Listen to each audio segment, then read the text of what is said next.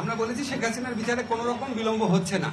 আপনারা একটা জিনিস খেয়াল করে দেখবেন, শেখ হাসিনা সরকার যখন জামাতে ইসলামদের লিডারদের যে একটা খুবই প্রশ্নবিদ্ধ বিচার করেছিলেন এবং ওই বিচারে অ্যাভারেজ টাইম লেগেছে 2.5 বছর। আপনাদের একটা পার্সপেক্টিভে দেখতে হবে, আমরা যেই ভয়াবহ এবং ব্যাপক অপরাধ ঘটেছে এটার উপযুক্ত সাক্ষ্য প্রমাণ সংগ্রহের জন্য আমাদের প্রসিকিউশন এবং তদন্তকারী টিম, আপনারা একটু গিয়ে ওখানে খবর নিয়ে দেখেন ওনারা কী পরিমাণ পরিশ্রম করেন। এবং আমাদের পক্ষ থেকে, সরকারের পক্ষ থেকে যা চাওয়া হয়, যেই দিন চাওয়া হয়, গাড়ি লাগবে, তারপর ডিভাইস লাগবে, তদন্তকারী বেশি লাগবে, প্রসিকিউশন টিম বেশি লাগবে, যা চাওয়া হয় আমরা সর্বোচ্চ প্রায়োরিটি দিয়ে ওনাদেরকে হেল্প করি। এবং আপনাদের মনে রাখতে হবে, আমাদের এই ট্রাইব্যুনালটা কিন্তু সরকার আসার সাথে সাথে গঠিত হয় না, আমাদের বিল্ডিংও ছিল না, নতুন বিচারক নিয়োগ করতে হয়েছে, প্রসিকিউটর নিয়োগ করতে হয়েছে।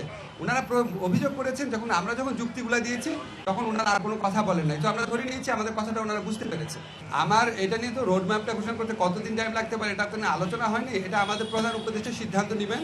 তবে আপনারা একটা জিনিস জানেন যে নির্বাচনের মানে এমনি আপনি যদি শিডিউল বা আগের নির্বাচনের যদি প্যাটার্ন দেখেন, তাহলে আপনার শিডিউল ঘোষণা করার পর মোটামুটি 60 ডেজ দিলেই হয়। সেই হিসাবে যখন আমরা নির্বাচন করব তার অন্তত 2 মাস আগে আমাদেরকে রোড ম্যাপটা ঘোষণা করতে হবে।